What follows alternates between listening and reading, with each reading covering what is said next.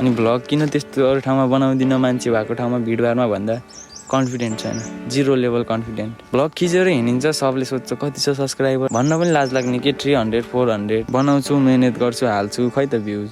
अस्ति video part 1 भनेर हाल्दै थिएँ, खै त्यसमा 50+ भ्युज छ। अनि के गर्ने है, 50+ भ्युजले त हामीले त्यत्रो मेहनत गरेको सबै आफ्नो मनै मरिदिन्छ क्या।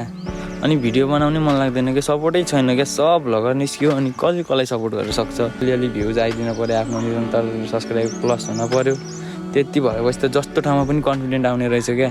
सब्सक्राइबर नभएपछि त भ्लग बनाउनु कन्फिडेन्ट नआउने के, लाज लाग्ने छ। त्यसले के भन्ने होला, यस्तो सब्सक्राइबर छैन, यस्तो दुःख गरी हिँडेर भन्ने हो कि यताउति भन्ने हो कि भने एकदम लाज लाग्ने क्या।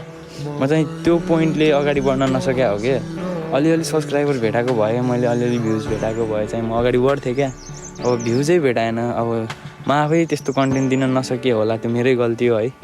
जस्तो छ त्यस्तै कन्टेन्ट दिएर पनि होला, म केही भन्दिनँ अरूलाई पनि है।